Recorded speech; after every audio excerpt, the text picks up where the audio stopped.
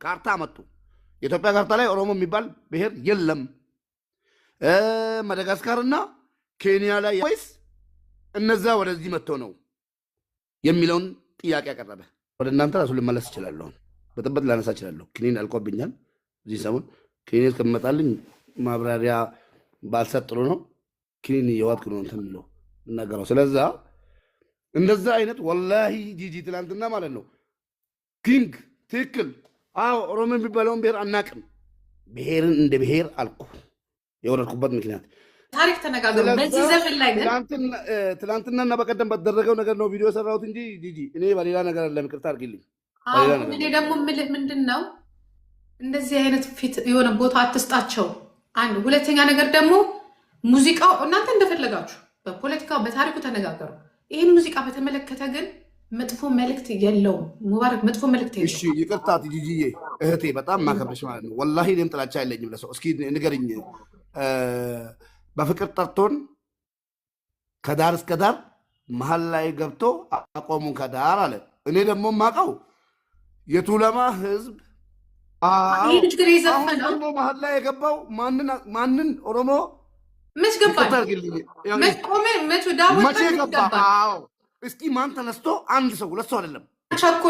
ቸኮልካ አሁን ማን ተርጎ ወደ ፖለቲካ ብንሄድ አሁን ዘፈን ብልጽግና ፓርቲ ለመንካት ቢፈልግ ወይ ደግሞ ብልጽግና ፓርቲ መንካት ቢፈልግ ይሄን ቃል አይጠቀምም። ለምን? ይሄ ብልጽግናን ፓርቲ የሚነካ አይደለም በፍጹም። ለምን? ምን አለ? በፍቅር ጠርቶን ሲል ብልጽግናን ነው የነካው ከዳር እስከ ዳር። ዶክተር አብይ በይፋ ነው በፍቅር ሀገራችንን እናልማ ዶክተር አብይ ነው። ከዛ በኋላ ወደ ገባ መሀል ገብቶ አቆሙን ከዳር የሚለው ማንን ነው በይፋ የተናገረው?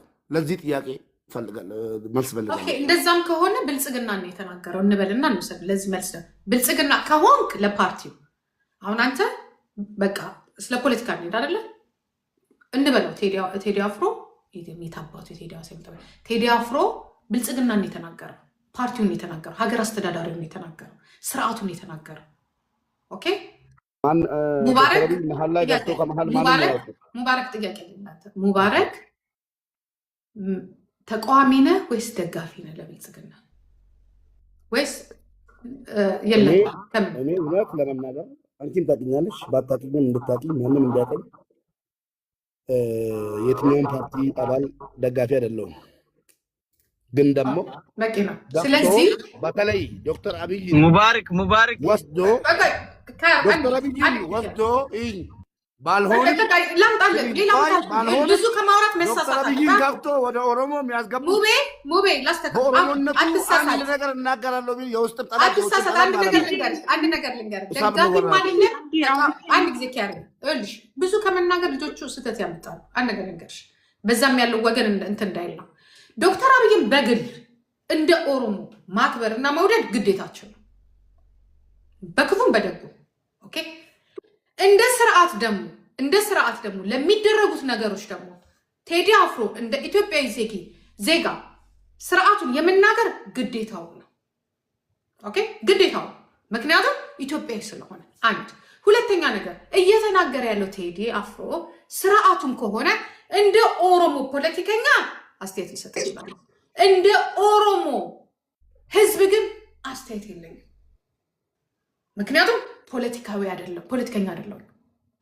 አሁን ሙባረክ ግን ዶክተር አብይን ይወደዋል ብዙ በውስጥ ደግሞ ብንፈልግም ባንፈልግም የቄሮ ሙቭመንት ያመጣው ነው የምንለው ዶክተር አብይ። ለዚህም ነው ታው የምንለው በቃ ትክክል አይደለም የምንለው። ግን ቴዲ አፍሮ እንዲናገር ግን እንፈቅድለታለን። ምክንያቱም በስርዓቱ ስር የሚተዳደር ኢትዮጵያዊ ዜጋ ነው፣ ተጽዕኖ ፈጣሪ ነው። ብዙ ብንወደውም ባንወደውም ብንፈልገውም ብንቀበለው ባንቀበለው የታገለ ልጅ ነው። በአርቱ ሰድቦናል እንደ ምናምን እሱ ሌሎች ነገሮች አሉ። ግን የመናገር መብት አለው አይደለም? ሙቤ ቴዲ አፍሮ እኮ የመናገር ስርዓቱን የማውገዝ መብት እኮ አለው አይደለም? ሙቤ መብት ቢኖረውም አሜሪካ ላይ የሌለውም መብት አለው የለውም? ሀገራችን ላይ መብት አለው የለውም? ከጥግ ያለፈ መብት የለውም። ኦኬ እሱ ህዝቡን ደግሞ ለማጋጨት የሚዳኘው የኢትዮጵያ ብሔር ብሔረሰቦች ለማጋጨት ከህዝብ ጋር ማለት ነው። በቃ ስለዚህ ለማነሳሳት ህግ ነው። የለውም። ህግ ነው፣ እኛ አይደለም። ደግሞ ለምሳሌ የሙዚቃ ሙባረክ አልያዘ ይህንን ደግሞ ይኸውልህ እሱ ኃላፊነቱን ወስዷል። ስህተት ነው ካለም አውጥቶታል አልበሙን አይደለ? ስርዓቱ ደግሞ ምንድን ነው የሚለው? የኢትዮጵያ ህገ መንግስት በዚህ አይፈቅድልህም ይህንን የመናገር እና ይሄ ነገር ሊያስወነጅል ይችላል ሲል በጠበቃና በፍርድ ቤት ይነጋገሩ። እንደ ኦሮሞ ህዝብ ግን እንደ ኖርማል ከፖለቲካ ውጭ ግን እኛ የሚያገባን ነገር የለም። ይሄ የስርዓቱና የቴዲ አፍሮ ነው። ህዝብን ሲናገር ግን አሁን ለምሳሌ የጠበቁት ነገር አለ። ምናልባት 17 መርፌ ብሎ በተናገረበት ምናልባት ቄሮን ቢናገር ኖሮ ሃይ ጋይስ ሌላ ችግር ውስጥ እንገባ ነበር፣ ሌላ ነገር ውስጥ እንገባ ነበር። ምክንያቱም ለዛሬው ችግራችንም በደላችንም ጭቆናችንም ወይ ጥሩ ነገራችን ስህተታችንም ጥፋታችንም ልጆቻችን ሬሳ ስላለ እግዚአብሔር ይስጠይነን አልተናገረም። እንደ ትላንትናው መንግስት አላዋረደንም።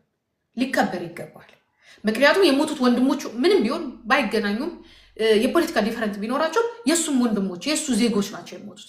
ስለዚህ ያንን ነገር በማክበሩ ራሱ እኔ እግዚአብሔር ምስክሬ ነው። እኔንም ከእሳት አውጥቶኛል፣ ህዝቤንም ከእሳት አውጥቶታል። ቴንኪዩ። የተናገረው ቴዲ በስሏል። በነገራችን ላይ የተናገረው ስርዓቱን ነው ብዬ ነው የማምነው፣ ህዝብን አይደለም። ምክንያቱም አንቺ ጂጂዬ ለምንድን ነው ሁሉን ነገር ወደ ቀና ወይ ደግሞ ወደ ልብሽ ወደ ሌላ ነገር ለምን ነው የምትወስጂው? የምን ቀና ምን እሱ ያለው እኮ በፍቅር ጠርቶን ከዳር እስከ ዳር ከዳር ቆሙን። ኦኬ ከዳር የቆሙትን ለምሳሌ ተከራይ ነሽ አንቺ ከፍቼ ለመግባት በፖለቲካ ከዳር የቆሙት ካልን አብረው ታግለው የመጡት እነ ጀዋር ተንፍስ ጂጂ ቆይ ከአንቺም ከሙባረክ ጋር ማለት ነው። አንድ ኪያ ስሞትልህ ቆይ ሙቤ የሙቤ ልጨርስ ትመጡበታላችሁ። ሙቤ መልስ ከሆነ ከዳር የቆሙት ስንል በታጋዮች እንሂድ። ጂጂዬ ላሳጥርልሽ እዚህ ብዙ ጀዋር በቀለ ገርባ ሙባረክ አዳምጠኝ። አሁን እኮ ቴዲን ከዳር የቆሙት ስርዓት ማለት ህዝብ ነው። በነገራችን ላይ ኦኬ ስርዓት ማለት ህዝብን የሚያስተዳድር ነው። የስርዓቱ ደጋፊዎች ለምሳሌ ጀዋር መሐመድ ደጋፊዎች አሉ፣ የበቀለ ደጋፊዎች አሉ፣ የብልጽግና ደጋፊዎች አሉ። የተከዱ አሉ። ስለተከዳን ነው የሚለው። ዳር ስለቆምን ስለ ፓርላማ ነው የምናወራው፣ ስለ ምክር ቤቱ ስለ ፌዴራል መንግስቱ ነው የምናወራው። ስለ ስርዓቱ የምናወራ ከሆነ አንደኛ ለማ መገርሳ አለ አብሮት በአዴን ውስጥ በኦፒዲ ውስጥ የመጣ በኢፒፒ ውስጥ የመጣ ብልጽግናም የሆነ ብዙ የኦፒዲዮ አባል የነበሩ የተገፉዋሉ፣ ዳር የቆሙዋሉ። እንደ ብልጽግናም እንደ ኢህአዴግም የተከዱዋሉ። ስልጣናቸውን የሰጡት ኢቭን ራሱ ቴዴፎች ወያኔዎች እንዲህ ብለው ማንቁርታቸው ሲያዝ እንዲህ ብለው የሰጡ ተከድተዋል። ምክንያቱም እነሱ ያሰቡት ሌላ ስለነበረ በፖለቲካው ከሄድን ማለት ነው። ዳር ለሚለው ደግሞ ዳርም አልቆምንም እኛ፣ የመሬትም ችግር የለብንም እኛ። የነበረብን የስልጣን ባለቤትነት እንደሆነ ጠንቅቃችሁ ስንመራችሁ የነበረው ቄሮ ተነስ ከይ ስንል የነበረው ባለቤት ነን ብለን ነው እንጂ ስለ ብጣሽ መሬት አልነበረም። ባለቤት ነን፣ ስልጣን ይገባናል፣ ማስተዳደር አለብን ያልኳችሁ እኔ። አባቶቻችሁም የፖለቲካ አባቶቻችሁም መሪዎቻችሁም ፖለቲከኞቹም ሲመሯቸው የነበሩት ስለ ባለቤትነት እንጂ ስለ ብጣሻን ቤቶችና መሬቶች አልነበር። ይህንን ጠንቅቄ ነው የምነግራችሁ፣ ጠንቅቄ። ኪያር ካልገባህ ሙባረክ ካልገባህ ስለ ባለቤትነት ጥያቄ ነው እንጂ ስለ የምታክል መሬት አልነበር። ችግራችሁ የእናንተ ምን እንደሆነ ታውቃላችሁ? አሁንም ስለተቆራረጠና ስለ ቆርቆሮ ስለ መሬት ነው የምታወሩት። ያኛ ቄሮ የሞተው ለዛ አይደለም፣ ስለ ባለቤት መሆናችንን ስለሚያውቁ።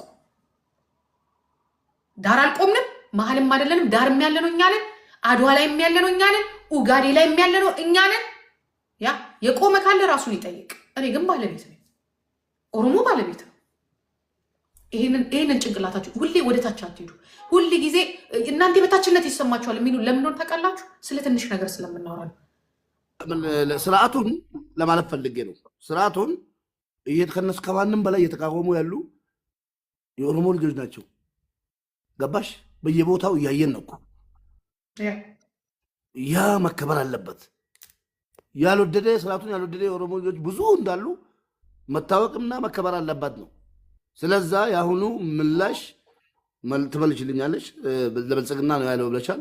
አልቀበልም። ብልጽግና እናለም ያለው ህዝብ ነው ያለው። እስኪ ሌሎቹ ደግሞ ያሉና እንመለሳለን። አይ ቲንክ የኔ ተራ ነው ይመስለኛል። ጂጂኮ ምንም እይታ አይተናልኛ እና ነገሩን አርቲስት የህዝብ ድምፅ ነው የሚባል አንድ አካል የተሰማውን ነገር መናገር መብቱ ነው። ህዝቤን ተናግሯል ብሎ ደግሞ የሚያስብም ሰው ለምን ተናገረ ማለት መብቱ ነው። ግን እኔ አሁን የማስበው ምንድን ነው መሰላችሁ? ቴዲ ሀገር ፈርሳብኛለች ነው አይደለ ያለው? እኔ ከቴዲ በፊት ሀገር ፈርሳብኛለች። የኔ ሀገር የፈረሰችው ጃልበቴ ኡርጌሳ እጁን የፍጥኝ ወደኋላ ታስሮ ሲረሸን ነው። የኔ ሀገር የፈረሰችው ሃጫሉ ሁንዴሳ ተገሎ ፊንፊኔ ላይ እንዳይቀም ጊዜ ነው። እንደ ኦሮሞ አልቅሰን አንብተን ጮኸን ሰሚ ያጣን ሀገርን እየመራ ያለው በሰላም በመግባባት በፍቅር አይደለም። ኦሮሚያ ላይ ጦርነት አደረገ፣ ትግራይ ላይ ጦርነት አደረገ፣ አሁን አማራ ክልል ጦርነት እያደረገ ነው። ቤኒሻንጉል ላይ ጦርነት አለ፣ ሶማሊያ ላይ ጦርነት አለ፣ አፋር ክልል ጦርነት አለ። ይሄ ሁሉ ለቅሶ ላይ ነው ያለው። ለቅሶ ላይ የሌሉት ሰዎች ምን አይነት ሰዎች ናቸው? ዛሬ ጀዋር መሐመድ ፖስት እያደረጋቸው እንዳሉ አይነት በግሩፕ ተደራጅተው የሰው ንብረት የሚዘርፉ፣ የሰው ሚስት የሚቀሙ፣ የሰው መኪና የሰው መሬት የሚወስዱ፣ ከዛም አልፎ ሰውን የሚገሉ አካላት ሀገር አልፈረሰችባቸውም። ከዛም በላይ እንደውም ሀገር ተሰርታላቸዋለች። እኔ ቴዲ አፍሮ ስለዘፈነና ስላልዘፈነ የኦሮሞ ህዝብ እንባ አይቆምም። ቴዲ አፍሮ ለእኔ ይዘፍናል ብዬ አልጠብቅም። የማልጠብቅበት ምክንያት ምንድን ነው? እኔ ከውስጡ የወጣሁበትኝን ማህበረሰብ ችግር እኔ ካልዘፈንኩለት፣ እኔ ካልጮኩ፣ እኔ ካልተናገርኩለት ከሰው ስለማልጠብቅ ነው። የኦሮሞ ህዝብ ይሄንን 8 ዓመት ያየውን መከራ አስክሬኑ በአህያ ነው ከተማዎች ውስጥ እየተጎተተ ያለው። ከዚህ በፊት ቪዲዮችን ፎቶችን እያወጣን አሳይሽ ነበር ጂጂ። ትላንት በኢህአዴግ ዘመን እኛ ስንታገል የምንገደልበትን ምክንያት እናውቃለን። ዛሬው ልጅን ፊቷ ነው የሚረሽኑት። አባትን አስቀምጠው ልጅን ወስደው ጎትተው ነው የሚደፍሩት። ዛሬ የሰው ልጅ ታስሮ ከእስር ቤት ወጥቶ ተገሎ ተጥሎ አስክሬኑን ጅብ ነው የሚበላው። አባቴ በዚህ ሰዓት ሀገር ያልሞተችበት ካለ ታዲያ ማን ነው ሀገር የሚሞትበት? እኛ ቢመቸን ከሀገር ባልወጣን፣ እኛ ቢመቸን ሀገር ላይ ሆነን ዛሬ ሀገር አልሞተችብንም እንደሚሉ ሰዎች አፋችን ሞልተን ሀገር አለች ባልን። ዛሬ ላይ እኮ